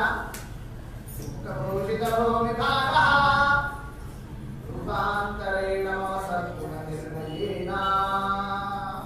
ಪರಮಾತ್ಮ ಆದೇಶ ಏನು ಕೊಟ್ಟ? ದೇವರ ಒಂದೊಂದು ನಾಲ್ಕು ಕಾಲ ಅರ್ಥಗಳಿಂದ ವಾಯುದೇವರಿಗೆ ಅನೇಕ ಶಬ್ದಗಳಿದ್ದಾರೆ. ವೃತ್ತಾಸೂತ್ರದ ಆರಂಭದಲ್ಲಿ ದೇವಸ್ಯ ವರ್ಗ ಸಹ ಸಹ ಅಂತಿದ್ದಾರೆ, ಅವರಿಗೆ ಸಹ ಅಂತಿದ್ದಾರೆ. ಸಹ ಅಂದ್ರೆ ಏನರ್ಥ? ಬಲಸ್ವರೂಪ ಅಂತ ಅರ್ಥ. ವಾಯುದೇವರು ಬಲದೇವತಾತ್ಮ ಅಂತಿದ್ದಾರೆ. ತತ್ರಾಹ ರೂಪಮ ಪರಂ ಬಲದೇವತಾಯಾಃ ಗ್ರಾಹ್ಯಸ್ಯೇಷ ನಿತರಾಂ ಶರಣಂ ಪ್ರಪನ್ನಃ ಅಂತಿದ್ದಾರೆ. ತಾತ್ಪರ್ಯ ಅಂದ್ರೆ ವಾಯುದೇವರು ಬಲಸ್ವರೂಪಿಗಳು. ಅದನ್ನು ದೇವರು ಹೇಳಬಹುದಾಗಿತ್ತು. ವಾಯುದೇವರು ಸಂಬೋಧನೆ ಮಾಡ್ತಾ ಏನು ಬಲಿಷ್ಠನೋ ಬಾಯಿಲೇ ಇದ್ದ ಅಂತ ಹೇಳಿದ್ದ ಪರಮಾತ್ಮ. ಸಂದರ್ಭದಲ್ಲಿ ವಾಯುದೇವರನ್ನೇ ಸಭಾದಲ್ಲಿ ಸಂಬೋಧಿಸಬೇಕಾದರೆ ಪರಮಾತ್ಮ ಅಂದ ಏನಂತ ಸುಮುಖ ಭೂಷಿತ ಭೋ ವಿಭಾಗ ಸುಮುಖ ಒಳ್ಳೆ ಮುಖ ನಿನಗೆ ಅಂತ ಯಾರಿಗೆ ವಾಯುದೇವರನ್ನೇ ಆ ಒಂದು ಶಬ್ದದಿಂದ ಸಂಬೋಧಿಸ್ತಾ ಇದ್ದಾರೆ. ಯಾಕೆ ಆ ಮಾತನಾಡುದು ಸುಮುಖ ಅಂತ ಯಾಕೆ ಪರಮಾತ್ಮ ಕರೀತಾ ಇದ್ದಾನೆ? ಸಾಮಾನ್ಯವಾಗಿ ಸುಮುಖ ಅನ್ನೋ ಶಬ್ದ ಇರೋದು ಯಾರಿಗೆ? ಸುಮುಖಷ್ಟೇ ಕದಂತಶ್ಚ ಕಪಿಲೋ ಗಜಕರ್ಣಕ ಪುರೋಹಿತರನ್ನು ಕೇಳಿ ಗಣಪತಿ ಪೂಜೆ ಮೊದಲನೇ ಶಬ್ದ ಅದು ಯಾವ ಶಬ್ದ? ಸುಮುಖ ಅಂತ. ಗಣಪತಿ ಸುಮುಖ ಅಂತ ಕರೀತಾರೆ ಅಂತ ಇರೋದು. ಆ ಸುಮುಖ ಶಬ್ದವನ್ನೇ ಪರಮಾತ್ಮ ಯಾರಿಗೆ? ವಾಯುದೇವರಿಗೆ ಸಂಬೋಧನವನ್ನು ಮಾಡುತ್ತಾ ದೇವಿ ಪ್ರಜಾ ವಿಶರಣಾ ಕರುಣಾಪರನ್ನ ಆನಂದಯೇ ಸುಮುಖ ಏ ಸುಮುಖ ಯಾಕಂತ ಇದ್ದಾರೆ ಪರಮಾತ್ಮ? ಹಿಂದಿನ ಎರಡು ಅವತಾರ ಇದೆಯಲ್ಲ, ಯಾವುದು ಹನುಮತ್ ರೂಪ, ಭೀಮ ರೂಪ, ಅದು ಸುಭುಜ. ಅಲ್ಲಿ ಮಾಡಿರೋ ಕೆಲಸ ಯಾವುದೊಂದು? ಅಲ್ಲಿ ಭುಜದ ಕೆಲಸ, ಬಾಹುವಿನ ಕೆಲಸ, ಎಲ್ಲಾ ದೈತ್ಯರನ್ನೇ ದುಷ್ಟರನ್ನೇ ಬಗ್ಗು ಪಡೆದಿರತಕ್ಕಂತಹ ಕಾರ್ಯಕ್ಕಿರತಕ್ಕ ರೂಪ ಅವೆರಡು. ಈಗ ಆ ಕೆಲಸ ಮಾಡುವುದಲ್ಲ. ಈ ಅವತಾರದಲ್ಲಿ ಯಾವ ಕೆಲಸ ಮಾಡಬೇಕಾಗಿದೆ? ಈಗ ಭುಜದ ಕೆಲಸ ಅಲ್ಲ, ಈಗ ಕೇವಲ ಯಾವುದರ ಕೆಲಸ? ಆನಂದಯೇ ಸುಖ. ಈಗ ಮುಖದ ಕೆಲಸ. ಮುಖದ ಕೆಲಸ ಏನೋ ಅಷ್ಟೇ ಮಾಡಲಿಕ್ಕೆ ಈಗ ನಾನು ಆದೇಶ ಕೊಡ್ತಾ ಇದ್ದೀನಿ. ಅಷ್ಟೇ ಮಾಡಲಿಕ್ಕೆ ಮತ್ತೆ ನೋಡಿ ಕೇಳಿ ಪರಮಾತ್ಮ ಯಾವ ಶಬ್ದ ಆದಾಗ ಸುಖ ಅಂದ್ರೆ ಮಧ್ವ ವಿಷಯದ ಒಂದೊಂದು ಶಬ್ದ ಸುಖ. ಮುಖದ ಕೆಲಸ ಎರಡು. ಏನು ಮುಖದ ಕೆಲಸ ಎರಡು? ಒಳಗೆ ಹೋಗೋದು, ಹೊರಗೆ ಬರೋದು. ಹೌದು, ಎರಡು ಹೋಗೋದು ಮುಖದ ಕೆಲಸ. ಒಳಗೆ ಹೋಗೋದು ನಮಗೆ ಗೊತ್ತಿದೆ. ಯಾವುದು ನಿತ್ಯ ಪ್ರಾಣ ಅಪಾನ ಗಾನ ಉದಾನ ಸಮಾನ ಅಂತ ಆಹುತಿಗಳನ್ನು ಒಳಗೆ ಹಾಕೋತಿರ್ತೀವಿ. ಆಹಾರವನ್ನು ಒಳಗೆ ತಗೊಳ್ಳೋದು ಇದೊಂದು ಮುಖದ ಕೆಲಸ. ಎರಡನೇ ಮುಖದ ಕೆಲಸ ಯಾವುದು? ಒಳ್ಳೆಯ ವಿಚಾರ ಬಾಯಿಂದ ಹೊರಗೆ ಕೊಡೋದು. ಹೌದಾ? ನಮ್ಮ ಹತ್ರ ಎರಡೂ ಮಾಡ್ತೀವಿ. ಈ ಅವತಾರದಲ್ಲಿ ಆನಂದಯೇ ಸುಖ, ಮುಖದ ಎರಡೂ ಕೆಲಸ ಮಾಡ್ತೀವಿ. ಅಂದ್ರೆ ಏನು? ಮುಖದಿಂದ ನಾಲಿಗೆಯಿಂದ ಸಮಸ್ತ ಜಗತ್ತಿಗೆ ಅತ್ಯವಶ್ಯಕವಾದ ವಿಶಿಷ್ಟ ತತ್ವಜ್ಞಾನ ಅದನ್ನು ಉಪದೇಶವನ್ನು ಕೊಡ್ತೀವಿ. ಆ ಉಪದೇಶ ಕೊಡೋದ್ರ ಜೊತೆಗೆ ಪರೀಕ್ಷಾ ಮಾಡ್ಲಿಕ್ಕೆ ಬರ್ತಾರೆ. ನೀವೇ ಭಿಕ್ಷೆ ಇದ್ದೀವಂತೆ, ಹಾಗಾದ್ರೆ ನಾವು ಇಷ್ಟು ಬಾಳೆ ಇರ್ತೀವಿ ನೋಡೋಣ ಏನ್ ಮಾಡ್ತೀರಿ ಅಂತಂದ್ರೆ ಸರಿ ಅದಕ್ಕೂ ಸುಖನೇ, ಅದನ್ನು ಸ್ವೀಕಾರ ಮಾಡ್ತೀವಿ. ಹೀಗೆ ಈ ರೂಪದಲ್ಲಿ ಮುಖದ ಎರಡು ಕೆಲಸವನ್ನು ನಡೆಸತಕ್ಕಂತಹ ಸೂಚನೆಯನ್ನು ಇಟ್ಟು ಪರಮಾತ್ಮ ಆಡಿರ್ತಕ್ಕಂತಹ ಶಬ್ದ ಅದು ಆನಂದಯೇ ಸುಖದೋಷಿಲಭೋ ವಿಭಾಗ. ಈಗ ಸುಖ ಅಂತಕ್ಕಂತಹ ಶಬ್ದದ ಮಹತ್ವ, ಆ ಆದೇಶವನ್ನು ತಗೊಂಡು ವಾಯುದೇವರ ಅವತಾರ, ಅವರ ಅವತಾರ ಆಗತಕ್ಕಂತಹ ಒಂದು ವಿಚಾರ ಏನಿದೆ ಅದನ್ನು ಅಲ್ಲಿ ಉತ್ಸವ ನಡೆದಿತ್ತು ಅನಂತೇಶ್ವರದಲ್ಲಿ. ಎದುರಿಗಿರತಕ್ಕಂತಹ ಆ ಒಂದು ಧ್ವಜಸ್ತಂಭ ಇವತ್ತು ಕಾಣಿಸ್ತದೆ. ಆ ಧ್ವಜಸ್ತಂಭದ ಮೇಲೆ ಒಬ್ಬ ಅವನಿಗೆ ಸಾಮರ್ಥ್ಯ ಇಲ್ಲ, ಕೈ ಕಾಲು ಯಾವುದೂ ಇಲ್ಲ, ಹೆಳವ ಅಂಥ ಎಲ್ಲಾ ಸಾವಿರಾರು ಜನ ನೋಡುತ್ತಿದ್ದಂತೆ ಆ ಕಂಬವನ್ನು ಸರ ಸರ ಸರ ಸರ ಹತ್ತೋದೇ ಕಷ್ಟ. ಕೈಕಾಲು ಇಲ್ಲಿದ್ದು, ಕೈಕಾಲು ಇದ್ದವರೇ ಹತ್ತಲಿಕ್ಕೆ ಆಗೋದಿಲ್ಲ. ಅಂತ ಹತ್ತೋದನ್ನು ನೋಡಿ ಎಲ್ಲರೂ ಆಶ್ಚರ್ಯಪಟ್ಟು ಮಕ್ಕಳಾಗಿ ನೋಡ್ತಾ ಇದ್ದಾರೆ. ಏನೋ ನೋಡ್ತಾ ಇದ್ದಾರೆ. ಹತ್ತೋದಲ್ಲಿ ಅಲ್ಲಿ ಹೋಗಿ ನಿಂತ್ಕೊಂಡು ನಿಂತಿದ್ದಲ್ಲೇನೆ ಸಕೃತಾಂಗಹಾರ ರಂಗಾಂತರೇ ನದೈವ ಅಖಿಲ ವಿಸ್ಮಯಾತ್ಮ ಪುರುಷಂ ಪ್ರಕೃತ್ಯ ಪ್ರತ್ಯಾಯಂ ಜನಾನ್ನಿತರ ಅನೃತ್ಯತೆ. ಏನ್ ನರ್ತನವನ್ನು ಮಾಡ್ತಾ ಇದ್ದಾರಂತೆ, ಕೈ ಕಾಲು ಎಲ್ಲವನ್ನು ಕೂಡ ಕುಳ್ಳಾಡಿಸ್ತಾ. ಅದೇನ್ ತಾತ್ಪರ್ಯ? ಇದು ಮಾನುಷ ವ್ಯಾಪಾರ ಅಲ್ಲ, ಮನುಷ್ಯನ ಕೆಲಸ ಅಲ್ಲ. ದೇವರ ಆವೇಶ, ಪರಮಾತ್ಮ ಸೂಚನೆ ಕೊಡ್ತಾ ಇದ್ದಾನೆ ಅಂತ ಎಲ್ಲರಿಗೂ ವಿಶ್ವಾಸ ಬರಬೇಕು. ಅದಕ್ಕೆ ಪರಮಾತ್ಮ ಇಂತಹ ಅಸಮರ್ಥನಾದ ವ್ಯಕ್ತಿಯಲ್ಲಿ ಪ್ರವೇಶವನ್ನು ಮಾಡಿ ಅಲ್ಲಿ ಆ ನರ್ತನವನ್ನು ಮಾಡತಕ್ಕ ಒಂದು ಚಿತ್ರಣವನ್ನೇ ಜಗತ್ತಿಗೆ ತೋರಿಸೋಣ. ಆ ಪರಮಾತ್ಮ ಆಭಾಷ್ಯ ಸೋತ್ರ ಜನತಾ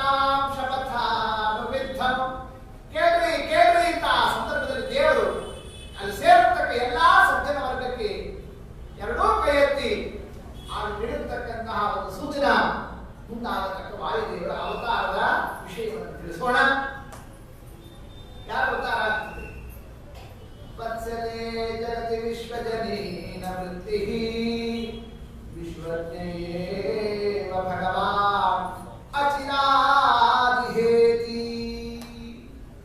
ಅಚಿರಾ ಬಹಳ ಟೈಮ್ ಇಲ್ಲ, ಇನ್ನು ಸ್ವಲ್ಪ ಹೊತ್ತಿಗೆ ಅವತಾರ ಆಗ್ತದೆ. ಮುಖ್ಯ ಪ್ರಾಣದೇವರ ಅವತಾರದ ಸೂಚನೆಯಲ್ಲಿ ಪರಮಾತ್ಮ ತಿಳಿಸಿರ್ತಕ್ಕಂಥ ಇದೊಂದು ಘಟನೆ, ಇದೊಂದು ಅದ್ಭುತ ಘಟನೆ. ಎಲ್ಲಿ ಬಂದಿದೆ ಎಂದು ಅಂತ ತಿಳಿಸಿ ಒಂಥರ ಕಥಾ. ಏನಿದ್ರ ಅರ್ಥ? ಯಾಕೆ ಇದು ನಡೀತು? ಏನಿದನ್ನು ಸೂಚನೆ ಮಾಡಿದ್ರೆ ಹಾಗೆ ಬಂದಿದ್ರೆ ಏನು ಆಗ್ತಿರ್ಲಿಲ್ಲ? ಏನು ಭಿಕ್ಷೆ ದೇವರಾಗಿದ್ದಾಗ, ಹನುಮಂತ ದೇವರಾಗಿದ್ದಾಗ ಆಗಲೂ ಕೂಡ ಪರಮಾತ್ಮ ಯಾರೆಲ್ಲಾದರೂ ಪ್ರವೇಶ ಮಾಡಿ ಕಮಲಿ ಪಾರ್ತಿ ಮೇಲೆ ನಿಂತ್ಕೊಂಡು ಕುಣಿದಾಡಿ ಇಂಥವ್ರು ಹುಟ್ಟು ಬರ್ತಾರೆ ಅಂತ ಹೇಳಿ ಆಮೇಲೆ ಹನುಮಂತ ದೇವರ ಅವತಾರ ಆಯ್ತಾ? ಮತ್ತೆ ಯಾಕೆ ಹನುಮಂತ ಅವತಾರ ಭೀಮಾವತಾರ ಇಲ್ಲದೆ ಇರತಕ್ಕಂತಹ ಈ ಒಂದು ಅಡ್ವರ್ಟೈಸ್ ಇಲ್ಲಿ ಯಾಕೆ ದೇವರು ಮಾಡ್ತಾರೆ? ಇಲ್ಲಿ ವಾಯುದೇವರ ಅವತಾರ ಆಗ್ತದೆ ಅನ್ನೋದನ್ನು ಎಲ್ಲರಿಗೂ ತಿಳಿಸ್ತಕ್ಕಂಥ ಈ ಕಥೆ ಯಾಕೆ ಬಂತು? ಅಲ್ಲಿರ್ತಕ್ಕಂತಹ ಸತ್ವ ಮುಖ್ಯ ಪ್ರಾಣದೇವರಿಗೂ ಪರಮಾತ್ಮನಿಗೂ ಇರತಕ್ಕ ಸಂಬಂಧ ಏನು? ಇದು ಜಗದ್ಗುರುತ್ವ ಉಪಪಾದಕವಾದಂತಹ ಒಂದು ಅಂಶ. ಪರಮಾತ್ಮ ಭಕ್ತವತ್ಸಲ, ಭಕ್ತರು ತನಗೆ ಏನು ಸೇವಾ ಮಾಡ್ತಾರಲ್ಲ ಅದನ್ನು ಅವ್ರು ಮಾಡಿದ್ದನ್ನೆಲ್ಲ ತಗೊಂಡು ಬ್ಯಾಗ್ ಹಾಕೊಂಡು ಮನೆಗೆ ಹೋಗೋಣ. ಆಚಾರ್ಯರಲ್ಲಿ ಏನಾದರೂ ಅದು ಇದು ದಾನ ಕೊಟ್ಟು ತಗೊಂಡು ಮನೆಗೆ ಇಟ್ಕೊಂಡು ಹೋಗೋಣ ಅಂತೆಲ್ಲ ಹಿಂಗೆ ನಿಂತಿರ್ತಾರಲ್ಲ, ಹಾಗೆ ದೇವರು 10 ರೂಪಾಯಿ ಹಾಕಿದ್ರೆ ತಗೊಂಡು ಮನೆಗೆ ಹೋಗ್ತಾನ? ಇವ್ರು ಕೊಟ್ಟಿರ್ತಕ್ಕಂತಹ ಅಲಂಕಾರ, ವೈಭವ, ಐಶ್ವರ್ಯ ಏನೇನು ದೇವರ ಸೇವಾ ಅಂತ ಮಾಡ್ತಾ ಇದ್ದಾರಲ್ಲ, ದೇವರ ಎಲ್ಲೂ ತಗೊಂಡು ಹೋಗಿ ಅದನ್ನೆಲ್ಲ ಮತ್ತೆ ಹಿಂತಿರುಗಿಸಿ ಅವರಿಗೆ ಕೊಡ್ತಾರೆ. ಹೌದು, ನನಗೇನು ಸೇವಾ ನೀವು ಮಾಡ್ತೀರೋ ನಿಮ್ಗೆ ಅದೇ ವೈಭವವನ್ನು ಕೊಟ್ಟು ನಡೆಸ್ತೀನಿ. ಪರಮಾತ್ಮನ ಜಗತ್ತಿಗೆ ಭಕ್ತರಿಗೆ ಮಾಡತಕ್ಕ ಅನುಗ್ರಹದ ಕ್ರಮ. ಅದರಲ್ಲಿ ಹಿಂದಿನ ರಾಮಕೃಷ್ಣಾದಿ ರೂಪಗಳಲ್ಲಿ ಸ್ವಾಮಿ ತೋರಿಸಿರ್ತಕ್ಕಂತಹ ವಿಷಯ. ರಾಮಾವತಾರದಲ್ಲಿ ನನ್ನ ಸೇವಾ ಮಾಡಿದಲ್ಲ ಹನುಮಂತ, ನನ್ನ ಸೇವಾ ಮಾಡಿದ್ದೀನಿ. ಎಷ್ಟು ಸೇವಾ ಮಾಡಿದ? ಯಾರು ಮಾಡದೇ ಇರತಕ್ಕ ಸೇವಾ. ಯಾವ ಸೇವಾ? ಲಂಕಾಪಟ್ಟಣಕ್ಕೆ ಹೋಗಿ ರಾವಣನ ಒಡ್ಡೋಲದೊಳಗೆ ಅವನ ಎದುರಿಗೇನೆ ಪರಮಾತ್ಮ ಸರ್ವೋತ್ತಮತ್ವವನ್ನು ಘೋಷಣೆಯನ್ನು ಮಾಡಿರ್ತಕ್ಕಂತಹ ಆ ಒಂದು ಮಾತಾಡೋ ಎದಿಗಾರಿಕೆ ಇದೆಯಲ್ಲ, ಇದು ಮುಖ್ಯ ಪ್ರಾಣದೇವರು ಹನುಮಂತ ದೇವರಾಗಿದ್ದಾಗ ಇಷ್ಟು ಮಾಡಿದೆಯಲ್ಲ. ಅಂದ್ರೆ ಏನಂದ್ರಾಗ ಅವೈ ದುರಂತ ವಿಕ್ರಮಸ್ಯ ಯಾರೋ ಯಾರು ಏನಂದ್ರೆ ನಾ ಬ್ರಹ್ಮಾಸ್ಮಿ ಅನ್ನಿಲ್ಲ. ಅವರು ಯಾರು? ನಾ ಬ್ರಹ್ಮ ಅನ್ನಿಲ್ಲ, ನಾ ಭೂತ ಅಂತ. ಯಾರು ದೂತ? ಅವೈ ದೂತಮಾಗತಂ ರಾಮಸ್ಯ ದೂತೋಸ್ಮ್ಯಹಂ, ನಾನು ದೇವರ ದೂತ. ಅಂದ್ರೆ ನನಗೆ ದೂತ ಆಯ್ತು ಹೋಗಿ ನನ್ನ ಒಂದು ಗುಣಗಾನವನ್ನೇ ಶತ್ರುಗಳ ಸಭಾದಲ್ಲಿ ಹೋಗಿ ಮಾಡಿರತಕ್ಕಂತ ಇಷ್ಟು ದೊಡ್ಡ ಸೇವಾ ಮಾಡಿದೆಯಲ್ಲ ದೇವರು. ಅದರಲ್ಲಿ ಕೃಷ್ಣಾವತಾರದಲ್ಲಿ ನಿಮ್ಮನ್ನು ರಾಜರನ್ನು ಮಾಡಿ ನಿಮ್ಮ ದೂತಾಗಿ ನಾವು ಹೋಗಿ ದುರ್ಯೋಧನ ಸಭಾದಲ್ಲಿ ನಿಮ್ಮ ಗುಣಗಾನ ಮಾಡಿ ಬರ್ತೀವಿ ಅಂತ. ಸೋಗಾದೂತಂ ಖೇನ ಸೋಗಾದೂತಂ ಖೇನ ಪ್ರಭುನೇದಂ ವರ್ತತೆ ಯದೂತಂ ಖೇನ ಸೋಗಾದೂತಂ ಖೇನ. ಯಾಕೆ ಹಾಗೆ ನೋಡಿದ್ದಾರೆ? ಯಾಕೆ ಪರಮಾತ್ಮ ದೂತನಾಗಿರ್ಬೋದ? ಜಗತ್ಪ್ರಭು ಆದ, ಮತ್ತೊಬ್ಬರಿಗೆ ದೂತನ ಎಂದಾದರೂ ಕೂಡ ದೇವರು ನಮ್ಮ ಸ್ವಾಮಿ. ಯಾಕೆ ದೂತ ಆದ?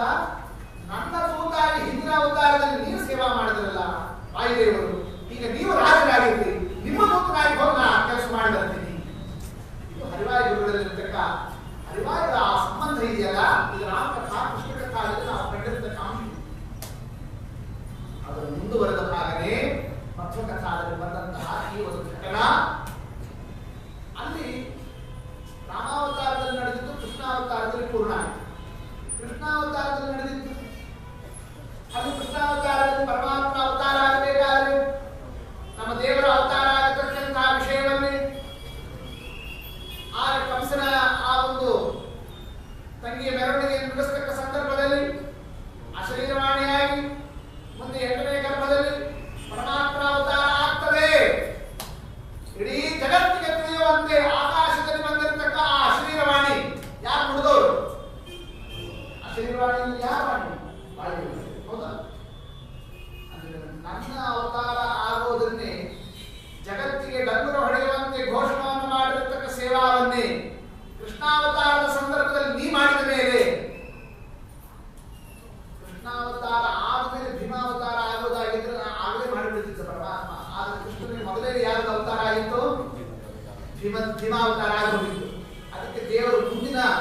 ವಾಯುದೇವರ ಅವತಾರ ನಡೆಯುವ ಸಂದರ್ಭ ಬರುತ್ತದಲ್ಲ, ಆ ಮುಂದಿನ ಸಂದರ್ಭ ಯಾವುದು?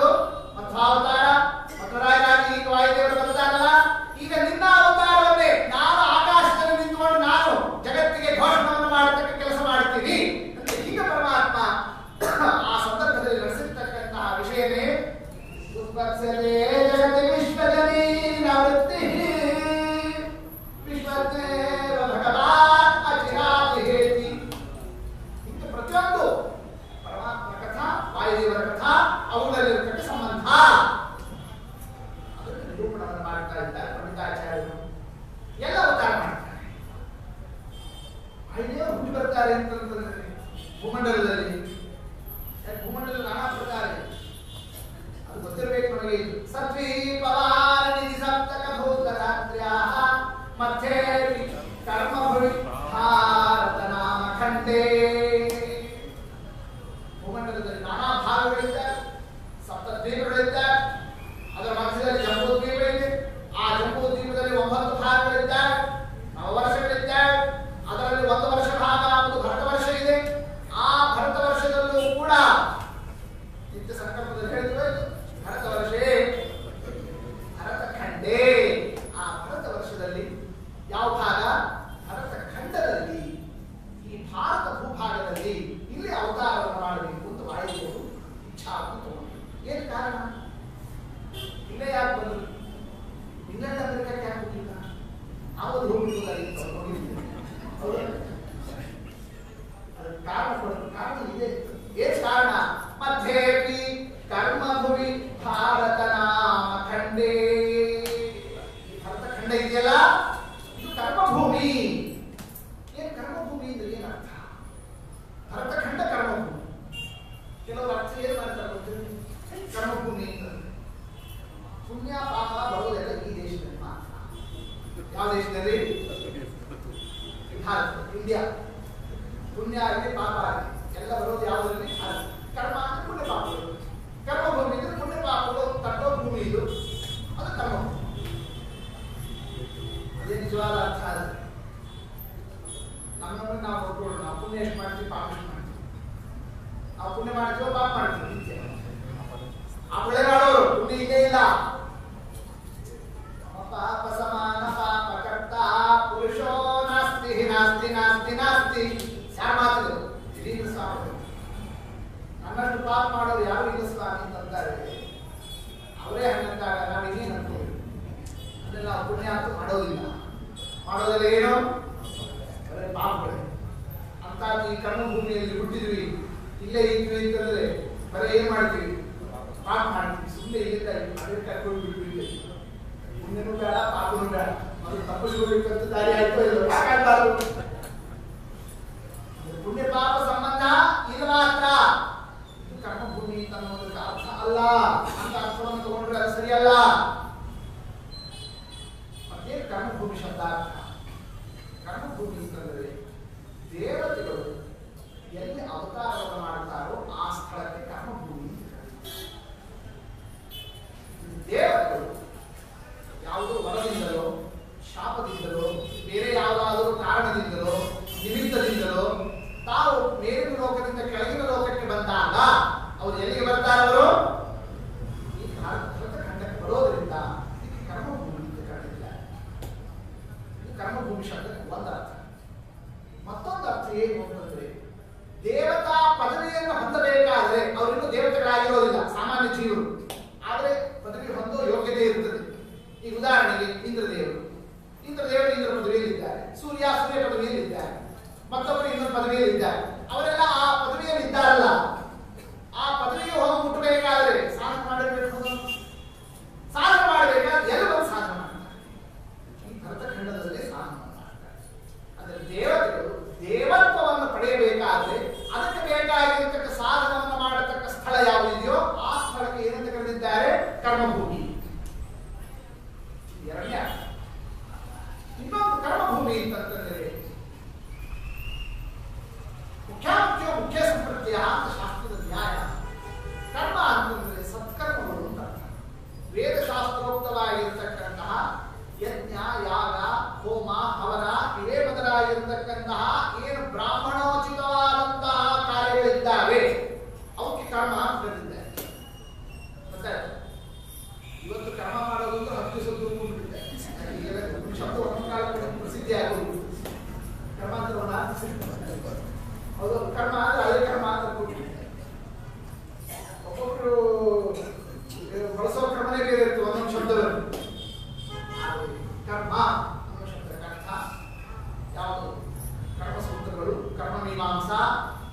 ಕರ್ಮಕಾಂಡ ಅಂತಂದ್ರೆ ಏನರ್ಥ? ವೇದೋಕ್ತವಾಗಿರ್ತಕ್ಕಂತಹ ಬ್ರಾಹ್ಮಣೋಚಿತವಾಗಿರ್ತಕ್ಕಂತಹ ಅನುಷ್ಠಾನಗಳು. ಅದಕ್ಕೆ ಶಾಸ್ತ್ರದಿಂದ ನಿರ್ದಿಷ್ಟವಾದಂತಹ ಪ್ರದೇಶ ಯಾವುದಿದೆಯೋ ಅದಕ್ಕೆ ಏನಂತ ಕರೆದಿದ್ದಾರೆ? ಕರ್ಮಭೂಮಿ. ಭರತಖಂಡ ಅಲ್ಲಿ ವಾಯುದೇವರ ಅವತಾರ ಆಗತಕ್ಕಂತಹ ಆ ಅವರ ಇಚ್ಛಾ. ಈ ಭರತಖಂಡದಲ್ಲೂ ಏನು ಉತ್ತರ ದೇಶದಲ್ಲಿ ಬಂದ್ರೋ, ದಕ್ಷಿಣ ದೇಶದಲ್ಲಿ ಬಂದ್ರೋ, ಅತ್ಲಾಗೋ ಇದ್ದಾಗೋ ಎಷ್ಟೋ ಪ್ರದೇಶಗಳಿದ್ದಾವೆ, ಅಲ್ಲೇ ಬಂದ್ರು ಅಂತ ವಿಚಾರವನ್ನು ಮಾಡಿದಾಗ ಸತತೋ ಖಲ ವಿಶ್ವ ಪಾಜಾತೆ ಪಾಜಕ ಕ್ಷೇತ್ರದಲ್ಲಿ ಅವತಾರ ಮಾಡಬೇಕು ಅಂತ ನಮ್ಮ ವಾಯುದೇವರ ಇಚ್ಛಾ. ನಮ್ಮ ವರದಾಸ್ವಾಮಿಗಳು ಅದಕ್ಕೆ ಅಂದರು, ಪವಿತ್ರ ಪಾಜಕ ಕ್ಷೇತ್ರ ಸ್ವನಸೇವೆ ಗೋವಿದ. ಪಾಜಕ ಕ್ಷೇತ್ರದ ಮಹತ್ವ ಯಾಕೆ ಅರ್ಥ ಆಗ್ತದೆ? ಸತ್ಯಲೋಕೇಶ್ವರ ಪ್ರಾಣ ಯದ್ರಾವಾತರ ಉತ್ಸುಕ. ಸತ್ಯಲೋಕಕ್ಕೆ ಅಧಿಪತಿಗಳು ಅದನ್ನು ಬಿಟ್ಟು ಪಾಜಕಕ್ಕೆ ಬಂದ್ರಲ್ಲ, ಅವರು ಅಂದಮೇಲೆ ಪಾಜಕಕ್ಕೆ ಇರತಕ್ಕಂತಹ ಮಹತ್ವ ಬಹಳ ಬರುತ್ತಿದೆ. ಅಲ್ಲೇ ಯಾಕೆ ಬಂದರು? ಇಡೀ ಭೂಮಂಡಲದ ನಮ್ಮ ಭರತಖಂಡದಲ್ಲಿ ಎಷ್ಟೋ ಇತ್ತು, ನಮ್ಮ ಬೆಂಗಳೂರಲ್ಲಿ ಯಾಕೆ ಬಂದಿಲ್ಲ? ಈಗ ಯಾರಾದ್ರೂ ಅದಕ್ಕೆ ಪಾಜಕದಲ್ಲಿ ಏನಿದೆ ಅದು ನಮಗೆ ಅರ್ಥ ಆಗಬೇಕು. ಅದು ಅದರ ಹೆಸರಿನಲ್ಲೇ ಇದೆ. ಪಾಜಕ ಅನ್ನೋ ಆ ಹೆಸರಿಗೆ ಏನರ್ಥ? ಪಾ ಪ್ಲಸ್ ಅಜ ಪ್ಲಸ್ ಕ, ಆ ಮೂರು ಅಂಶ ಸೇರಿದರೆ ಏನಂತಾಗಿದೆ? ಪಾಜಕ. ಗೊತ್ತಾಯ್ತು? ಪಾ ಅಂದ್ರೆ ಜಗತ್ತಿಗೆ ಪಾಲಕನಾದ, ಅಜ ಅಂದ್ರೆ ಜನನರಹಿತನಾದ ಪರಶುರಾಮ ದೇವರು ಅಂತ. ಪಾಜ ಗೊತ್ತಾಯ್ತು? ಪಾಜ ಅಂದ್ರೆ ಪರಶುರಾಮ ದೇವರು, ಅರ್ಥ ಪರಶುರಾಮ ದೇವರು. ಕ ಅಂದ್ರೆ ತೀರ್ಥಗಳನ್ನು, ಪರಶು ತೀರ್ಥ, ಗದಾತೀರ್ಥ, ಧನುಸ್ತೀರ್ಥ, ಬಾಣತೀರ್ಥ, ಹೀಗೆ 4 ದಿಕ್ಕಿನಲ್ಲಿ 4 ತೀರ್ಥಗಳನ್ನು ನಿರ್ಮಾಣವನ್ನು ಮಾಡಿಟ್ಟಿರತಕ್ಕ ಪವಿತ್ರವಾದಂತಹ ಸ್ಥಳ. ಆದ್ದರಿಂದ ಆ ಕ್ಷೇತ್ರಕ್ಕೆ ಏನಂತ ಹೆಸರು ಬಂತು? ಕಮ್ಯದ್ದಧಾತಿ ಸತತೋ ಖಲ ವಿಶ್ವ ಪಾಜ. ಅದಕ್ಕೆ ಪಾಜಕ ಅಂತ ಹಿಂಗ ಪಾಜಕ ಅನ್ನೋದಕ್ಕೆ ಶಬ್ದ ಬಂದಂತಹ ಕ್ರಮ. ಅಲ್ಲಿ ಅವತಾರ ಮಾಡಬೇಕು ಅಂತ ನಮ್ಮ ಆಚಾರ್ಯರ ಇಚ್ಛಾ. ಈ ವಾಯುದೇವರನ್ನೇ ಪಡೆಯತಕ್ಕಂತಹ ದಂಪತಿಗಳು ಯಾರು? ಅವರು ಹುಟ್ಟು ಬರಬೇಕಾದ್ರೆ ಅಂತಹ ಒಂದು ಅದ್ಭುತವಾದಂತಹ ತಪಸ್ಸುಗಳು ಬೇಕಲ್ಲ. ಅಂದ್ರೆ ಯಾರಿದ್ರಲ್ಲಿ ಇರ್ತಕ್ಕಂಥವರು? ಸನ್ಮಾಧ್ಯಗೆ ಹಕುಲ ಮೌಲಿ ಮನೆ ದ್ವಿಜೋಭೂತೆ. ಅಲ್ಲಿರ್ತಕ್ಕಂತಹ ಮಹಾನುಭಾವರು ಮಧ್ಯಗೆ ಹಕುಲ ಮೌಲಿ ಮಣಿಹಿ, ಮಧ್ಯಗೆ ಕುಲದಲ್ಲಿ ಬಂದಿರತಕ್ಕಂತಹ ದೊಡ್ಡ ಜ್ಞಾನಿಗಳು, ಬಹಳ ಗೌರವವನ್ನು ಹೊಂದಿರತಕ್ಕ ವ್ಯಕ್ತಿಗಳ ಹೆಸರನ್ನು ನಾವು ಲೋಕದಲ್ಲಿ ಹೇಳೋದಿಲ್ಲ. ಹೆಸರಿಟ್ಟವರ ಒಂದು ನಿರ್ದೇಶವನ್ನು ಕರೆಯೋದಿಲ್ಲ. ಉದಾಹರಣೆಗೆ ಬಾಳಗರಾಚಾರ್ಯ, ಅವ್ರ ಹೆಸರೇನಾಗ್ತಿರ್ತಾರೆ ಹೌದು, ಲೋಕದಲ್ಲಿ ಹಿಂಗ್ಯಾಕೆ ಕರೀತಾರೆ? ಅವರ ಊರಿನ ಹೆಸರು ಅಥವಾ ಮತ್ತೊಂದು ಹೆಸರು, ಜಯಾಚಾರ್ಯರು, ಬಳಗಾರಾಚಾರ್ಯರು, ಇನ್ನೊಬ್ಬರ ಆಚಾರ್ಯರು ಹೀಗೆ ಹೇಳಬೇಕಾದ್ರೆ ಅವರ ಹೆಸರನ್ನು ಬಿಟ್ಟು ಆ ರೀತಿ ಕರೆಯೋದಿದೆಯಲ್ಲ, ಅದು ಯಾವುದಕ್ಕೆ ಸೂಚಕ? ಅವರ ಮೇಲಿರ್ತಕ್ಕ ಭಕ್ತಿಭಾವ, ಗೌರವ, ಅವರಲ್ಲಿ ಆ ಕಾಲದಲ್ಲಿ ಅವರಿಗಿರ್ತಕ್ಕಂತಹ ಒಂದು ಲೋಕೋತ್ತರವಾದಂತಹ ಪ್ರಸಿದ್ಧಿ, ಅದಕ್ಕೆ ಆ ರೀತಿ ಮಾತನಾಡ್ತಾ ಇರ್ತಾರೆ. ಹೇಗೋ ಹಾಗೆ ಅವರ ಹೆಸರು ಏನು ಅಂತ ಹೇಳಲೇ ಇಲ್ಲ. ಯಾರು? ನಾರಾಯಣ ಪಂಡಿತಾಚಾರ್ಯ. ಏನಂತ ಹೆಸರು ಹೇಳ್ತಾ ಇದ್ದಾರೆ ಅವರಿಗೆ? ಮಧ್ಯಗೇಹ ಕುಲಮಹೋಲೆಮಣಿಹಿ, ಮಧ್ಯಗೇಹ ಭಟ್ಟರು. ಮಧ್ಯ ಅಂದ್ರೆ ನಡು ಅಂತ ಅರ್ಥ, ಗೇಹ ಅಂದ್ರೆ ಮನೆ, ನಡುಮನೆ ಎಂಬ ಬ್ರಾಹ್ಮಣ ಅಂದಿದ್ದಾರೆ. ದಾಸರಾಗಿ ಹೇಳಬೇಕಾದ್ರೆ ಅಂದ ಮೇಲೆ ಅವರಿಗೆ ನಡಿಲ್ಲಾರ ಅಂತ ಆ ಭಾಷಾದಲ್ಲಿ, ತಳುವ ಪ್ರಾಂತ್ಯದಲ್ಲಿ ಕರೆಯತಕ್ಕಂತಹ ಒಂದು ಹೆಸರೇನಿತ್ತು ಅದನ್ನೇ ಮಧ್ಯಗೇಹ ಅಂತ ಸಂಸ್ಕೃತ ಭಾಷಾದಲ್ಲಿ ತಿಳಿಸ್ತಕ್ಕಂತಹ ಕ್ರಮ. ಅಂದ್ರೆ ಅವ್ರ ಹೆಸರಿನಲ್ಲಿ ಯಾಕೆ ಕರೀಲಿಲ್ಲ? ಅಷ್ಟು ದೊಡ್ಡ ಗೌರವದಲ್ಲಿ ಅಂತ ದೊಡ್ಡ ಸ್ಥಾನದಲ್ಲಿ ಇದ್ರು ಅನ್ನೋದನ್ನ ಅದನ್ನು ನಾವು ತಿಳಿಯಬೇಕಾದಂತಹ ಅಂಶ. ಅವ್ರು ಹೆಂಗಿದ್ದಾರೋ ಅವರ ಧರ್ಮಪತ್ನಿಯೂ ಅಂತಹ ಮಹಾಪುರುಷರು. ಇಲ್ಲಾದ್ರೆ ಅವ್ರ ಪಟ್ಟಿಗೆ ವಾಯುದೇವರು ಬರ್ತಾರೆ. ಅಂದಮೇಲೆ ಅವರ ಪತ್ನಿಯರು ಕೂಡ ಹೆಂಗಿದ್ದಾರೋ ಅವರು? ಅಕ್ಷಯೋಪನಿಷದೇವ ಮಹಾವಿವೇಕ ಭಕ್ತೇವ ಶುದ್ಧಕರ್ಣ ಪರಮಸ್ಮಿತಾನೋ ಮಿಥ್ಯಾಭಿಮಾನ ರಹಿತ ಪರೇವ ಮುಖ್ಯ ಸ್ವಾನಂದ ಸಂತತಿ ಕೃತಾ ಸತಯಾ ದ್ವಿಜೇಂದ್ರ. 3 ದೃಷ್ಟಾಂತ ಕೊಟ್ಟಿದ್ದಾರೆ ಅವರ ಪತ್ನಿಯರಲ್ಲಿ. ಮತಿಯ ಭಟ್ಟರ ಪತ್ನಿ ಹೆಂಗಿದ್ರು ಅಂತಂದ್ರೆ ಉಪನಿಷತ್ತಿನಂತೆ, ಭಕ್ತಿಯಂತೆ, ಮುಕ್ತಿಯಂತೆ. ಏನ್ ಪಂಡಿತಾಚಾರ್ಯರ ಆ ಚಿತ್ರಣ ನೋಡಿ. ಏನು ಉಪನಿಷತ್ತಿನಂತೆ ಅಂತಂದ್ರೆ ಏನರ್ಥ? ರೇವೇಚ್ಛಯೋಪನಿಷದೇವ ಮಹಾವಿವೇಕ. ಹೇಗೆ ಉಪನಿಷತ್ತು ಅತಿ ಸ್ವಚ್ಛನೋ ಅದರಂತೆ ಅವರ ವ್ಯಕ್ತಿತ್ವ ಅತ್ಯಂತ ಸ್ವಚ್ಛ ಇದೆ. ಉಪನಿಷತ್ತಿನಂತೆ ಸ್ವಚ್ಛ. ಭಕ್ತಿಯಂತೆ ಇತ್ತು. ಏನು ಭಕ್ತಿ ಅಂದ್ರೆ ಏನರ್ಥ? ಹೇಗೆ ಭಕ್ತಿ ದೇವರಿಗೆ ಸಲ್ಲಬೇಕಾದ ವಸ್ತು ಆಗಿತ್ತು, ಹಾಗೆ ತನ್ನ ಸರ್ವಸ್ವ ಜೀವನವನ್ನೇ ದೇವರ ಸೇವಾಕ್ಕೆ ಸದಾ ಇಟ್ಟಂತಹ ಆ ಒಂದು ಮಹಾ ಅವರ ಸಾಧನೆ ಇತ್ತು. ಆದ್ದರಿಂದ ಭಕ್ತಿಯಂತೆ ಕಾಣಿಸ್ತಾ ಇತ್ತು. ಇನ್ನೊಂದು ಮೂರನೇದು ಏನು ಹೇಳಿದ್ರು? ಮುಕ್ತಿಯಂತೆ ಇತ್ತು. ಯಾರು? ನಮ್ಮ ಶ್ರೀಧರಾಚಾರ್ಯರ ತಾಯಿ. ಏನು ಮುಕ್ತಿ ಅಂತ ಅಂದ್ರೆ ಏನರ್ಥ ಅಂತಂದ್ರೆ ಸ್ವಾನಂದ ಸಂತತಿ ಕೃತ ಸತಯಾ ದ್ವಿಜೇಂದ್ರ. ಏನು ಮುಕ್ತಿ? ಎಲ್ಲರಿಗೂ ಮುಕ್ತಿ ಯಾಕೆ ಬೇಕು ಅಂತೀವಿ? ಮುಕ್ತಿ ಹೋದ್ರೆ ನಮಗೆ ಆನಂದದ ಸಂತಾನ. ಹೌದಾ? ಹಾಗೆ ಇಡೀ ಜಗತ್ತಿಗೆ ಆನಂದವನ್ನು ನೀಡತಕ್ಕ ಆನಂದ ತೀರ್ಥರು ಎಂಬತಕ್ಕ ಸಂತಾನವನ್ನೇ ಹೊಂದತಕ್ಕ ಮಹಾತಾಯಿ. ಆದ್ದರಿಂದ ಅವರನ್ನು ಯಾವ ಹೋಲಿಸ್ತಾ ಇದ್ದಾರೆ? ಮುಕ್ತಿಯಂತೆ ಇದ್ದರು. ಪರಿಷತ್ತಿನಂತೆ ಸ್ವಚ್ಛ, ಭಕ್ತಿಯಂತೆ ಭಗವಂತನಲ್ಲಿ ಆಶ್ರಿತರು, ಮುಕ್ತಿಯಂತೆ ಜಗತ್ತಿಗೆ ಆನಂದ ತೀರ್ಥರ ಆನಂದವನ್ನು ಕೊಡತಕ್ಕಂತಹ ಆನಂದ ತೀರ್ಥರನ್ನೇ ಇರತಕ್ಕಂತಹ ತಾಯಿಯಾಗಿದ್ದರು. ಈಗ ಆ ದಂಪತಿಗಳಲ್ಲಿರ್ತಕ್ಕಂತಹ ಒಂದು ಚಿತ್ರಣ. ಇಲ್ಲೊಂದು ಪ್ರಶ್ನೆ ಬರ್ತದೆ, ಮಧ್ವಾಚಾರ್ಯ ತಂದೆಗಳು ಏನು ಅವರು ಅದ್ವೈತಿಗಳಾಗಿದ್ರು ಅಥವಾ ಯಾವ ಇದರಲ್ಲಿದ್ರು? ಅವರು ಅಂಗಾರಕ್ಷಣೆ ಹಚ್ತಿದ್ರು ಅಥವಾ ಏನಾದ್ರು ಅಡ್ಡ ಹಚ್ತಿದ್ರು, ಉದ್ದ ಹಚ್ತಿದ್ರು, ಹೇಗೆ ಹಚ್ತಿದ್ರು? ಯಾಕ ಮಧ್ವಾಚಾರ್ಯ ಬಂದ್ಮೇಲೆ ನಮ್ಗೆ ಇದೆಲ್ಲ ಗೊತ್ತು. ಏನಂತ ಈ ಮತ ವೈಷ್ಣವ ಮತ. ಅದಕ್ಕೆ ಹಿಂದೆ ಎಲ್ಲದಕ್ಕೂ ಉತ್ತರ ಕೊಟ್ಟಿದ್ದಾರೆ ಪಂಡಿತಾಚಾರ್ಯ. ಅವ್ರು ಹೇಗಿದ್ರು? ಅವರು ಭಟ್ಟರು ಯಾರು ಕರೀತಾಗುತ್ತೆ? ಆ ಕಾಲದಲ್ಲಿ ಸಕಲ ವೇದಶಾಸ್ತ್ರ ಭಾರತ ಇತಿಹಾಸ ಪುರಾಣಗಳಲ್ಲಿ ಯಾರು ನಿಷ್ಠಾತರೋ ಅವರಿಗೆ ಬರ್ತಕ್ಕ ಹೆಸರು ಏನಂತ? ಎಂಭಟ್ಟ ಇತ್ಯಭಿವದಂತಿ ಜನಾವಿನೀತಂ. ಅವರಿಗೆ ಭಟ್ಟರು ಕರೀತಾರೆ. ಅಂತಹ ಭಟ್ಟರು ಆ ಕಾಲದಲ್ಲಿ ವಿಶಿಷ್ಟ ವಿದ್ವಾಂಸರು. ಮತ್ತು ವಿದ್ವಾಂಸರು ಅಂತಂದ ಮೇಲೆ ಮತ್ತೆ ಯಾವುದು ಅದ್ವೈತ ಹಿಡಿದಿದ್ರೋ ಇಲ್ಲ ಅವರು ಅಂತ ಪ್ರಶ್ನೆ ಬಂದ್ರೆ ಅವರು ಅದ್ವೈತ ಹಿಡಿದಿರಲಿಲ್ಲ. ಅದ್ವೈತ ಹಿಡಿದಿರಲಿಲ್ಲ. ಹೌದು. ಹೆಂಗೆ ಹೇಳ್ತೀವಿ ಅಂತಂದ್ರೆ ನೈಪುಣ್ಯವಾದಿಷು ಜನೇಶ್ವರಿ ಸಾಗ್ರಹೇಶು. ಅದ್ವೈತ ಅಂದ್ರೆ ಏನು? ಬ್ರಹ್ಮ ನಿರ್ಗುಣ, ದೇವರಿಗೆ ಗುಣ ಇಲ್ಲ. ವಿಶ್ವಂ ಮಿಥ್ಯಾ ವಿವರಭವಾನ್, ಪರಮಾತ್ಮನಿಗೆ ಗುಣ ಇಲ್ಲ. ಈ ಕ್ರಮದಿಂದ ವಿಚಾರವನ್ನು ಮಾಡತಕ್ಕಂತಹ ಒಂದು ವ್ಯಕ್ತಿ ಅವನ ಅದ್ವೈತಿ. ಆ ವಿಚಾರನೆ ಅದ್ವೈತ. ಅಂಗಾರಾಕ್ಷತೆ ಹಚ್ಕೊಂಡ ಮಾತ್ರಕ್ಕೆ ದ್ವೈತಿಗಳಾಗುವುದಿಲ್ಲ. ಭಸ್ಮ ಹಚ್ಕೊಂಡ ಮಾತ್ರಕ್ಕೆ ಅದ್ವೈತಿಗಳಾಗುವುದಿಲ್ಲ. ಅದ್ವೈತಿಗಳು ಅದ್ವೈತ ಯಾವಾಗ ಈ ವಿಚಾರ ಮನಸ್ಸಿನಲ್ಲಿ ಯಾರು ಇರ್ತದೋ ಅವರ ಅದ್ವೈತಿಗಳು ಇರ್ತಾರೆ. ಆ ವಿಚಾರ ಇಟ್ಕೊಂಡು ಅಂಗಾರಾಕ್ಷತೆ ಹಚ್ಕೊಂಡ್ರೆ ಅದ್ವೈತಿನೇ. ಗೊತ್ತಾಯ್ತು? ಅಂದ್ರೆ ಅದ್ವೈತ ಅಂತಂದ್ರೇನು? ಬ್ರಹ್ಮ ನಿರ್ಗುಣ, ದೇವರಿಗೆ ಗುಣ ಇಲ್ಲ. ಈ ವಿಚಾರವನ್ನು ಮಾಡತಕ್ಕಂಥವ ಅದ್ವೈತ. ಆದರೆ ಮಧ್ಯ ಭಟ್ಟರು ಹಂಗಿರಲಿಲ್ಲ. ಅವ್ರ ಉಪನ್ಯಾಸ, ಅವರ ಪ್ರವಚನ, ಪುರಾಣ ಭಗವಂತನ ಗುಣಗಾನವನ್ನು ಮಾಡುತ್ತಾ ಇದ್ರೆ ದೇವರುಗಳನ್ನು ಕೇಳ್ತಿದ್ರಂತೆ. ಅಂಥ ಆ ಒಂದು ಅವರಲ್ಲಿರ್ತಕ್ಕ ಭಕ್ತಿಭಾವ ಅದ್ವೈತಕ್ಕೆ ವಿರುದ್ಧ ಒಂದು ವಿಚಾರ. ಅವರ ಅದ್ವೈತಗಳಲ್ಲ. ಮತ್ತೆ ಹರಿಭಕ್ತಿ, ಗುರುಭಕ್ತಿ ಈ ಒಂದು ಮಾರ್ಗದಲ್ಲಿ ಇದ್ದಂಥವ್ರು. ಆದರೆ ಅದ್ವೈತಗಳಲ್ಲಿ ಅಟ್ಯಾಕ್ ಮಾಡ್ತಿದ್ರು. ಏನಂತ? ಮದುವೆ ಬಿಟ್ರೆ ಇದೆಲ್ಲ ದೇವರ ಗುಣಗಾನ ಅದು ಇದು ಅಂತಿರಲ್ಲ. ಇದೆಲ್ಲ ಕಾಲ್ಪನಿಕ, ವ್ಯಾವಹಾರಿಕ. ಇದೇನೇ ಅಲ್ಟಿಮೇಟ್ ಸತ್ಯ ಅಲ್ಲ.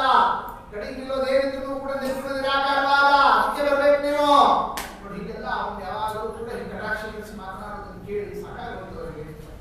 ಈ ಅದ್ವೈತಗಳು ಹಿಂಗೆ ನನ್ನ ಮೇಲೆ ಹಿಂಗೆ ಯಾವಾಗಲೂ ಮಾತನಾಡ್ತಾರೆ. ಯಾವ್ದು ಭಾಗವತ ನೋಡ್ರಿ, ರಾಮಾಯಣ ನೋಡ್ರಿ, ಮಹಾಭಾರತ ನೋಡ್ರಿ, ಯಾವ ಕಥೆ ನೋಡ್ರಿ, ದೇವರಿಗೆ ಇಂಥ ಗುಣ ಇದೆ, ಇಂಥ ಗುಣ ಇದೆ, ಇಂಥ ಸಾಮರ್ಥ್ಯ ಇದೆ, ಇಂಥ ಮಹಿಮೆ ಇದೆ, ಇಂಥ ಅದ್ಭುತನಿದ್ದಾನೆ ಅಂತ ಪರಮಾತ್ಮ ಕೊಂಡಾಡ್ತಾರೆ. ಹೊರತು ದೇವರಿಗೆ ಇದಿಲ್ಲ, ಇದಿಲ್ಲ, ಇದಿಲ್ಲ, ಇದಿಲ್ಲ ಅಂತ ಈ ಕ್ರಮದಿಂದ ಎಲ್ಲರೂ ಹೇಳಿಲ್ಲ.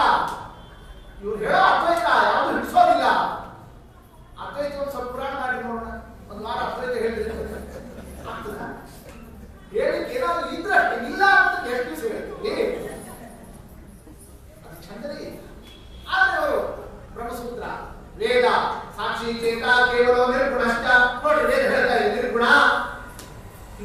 ಮಾಡಿದಾಗ ಒಪ್ಪಿಕೊಳ್ಳಿಕ್ಕೆ ಬಹಳ ಮನಸ್ಸಿಗೆ ಕಚ್ಚನಿಸ್ತದೆ. ಮನಸ್ಸು ಒಪ್ಪೋದಿಲ್ಲ ಅದ್ವೈತವನ್ನು, ಆಗ ಅದ್ವೈತಗಳು ನಮ್ಮನ್ನು ಅಟ್ಯಾಕ್ ಮಾಡ್ತಾ ಇದ್ದಾರೆ.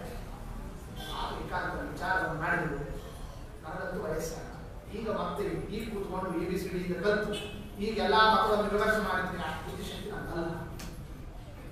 ಅಂಥ ಎಲ್ಲ ಪ್ರಶ್ನೆಗಳಿಗೆ ಉತ್ತರವನ್ನು ಕೊಡತಕ್ಕ, ಯಾವ ವಿಚಾರವನ್ನು ಕೂಡ ಎಲ್ಲದರಲ್ಲೂ ಕೂಡ ನಿರ್ಣಯವನ್ನು ನೀಡತಕ್ಕ ಅಂಥ ವಿಶಿಷ್ಟ ಪುತ್ರನನ್ನು ನಾನು ಪಡಿಬೇಕು. ನನ್ನ ಜನ್ಮ ಸಾರ್ಥಕ ಆಗ್ತದೆ, ತನ್ಮೂಲಕವಾಗಿ ಜ್ಞಾನವನ್ನು ಪಡೆಯತಕ್ಕಂಥ ನನಗೆ ಸಿಗಲಿ ಅಂತ ಹೀಗೆ ಸಂಕಲ್ಪವನ್ನು ಮಾಡ್ತಾ ಇಬ್ಬರು ದಂಪತಿಗಳು ಮಾತನಾಡಿಕೊಂಡು ಹಿಂದೆ ವೇದವ್ಯಾಸ ದೇವರು ಮಕ್ಕಳಾಗಬೇಕಾದ್ರೆ, ವಾಮನ ದೇವರ ಪುತ್ರನಾಗಿ ಬರಬೇಕಾದ್ರೆ, ಅದಿತಿ ಕಶ್ಯಪರಾಗಲಿ ಪರಾಶರಾದಿಗಳಾಗಲಿ ಅವರೆಲ್ಲರೂ ಕೂಡ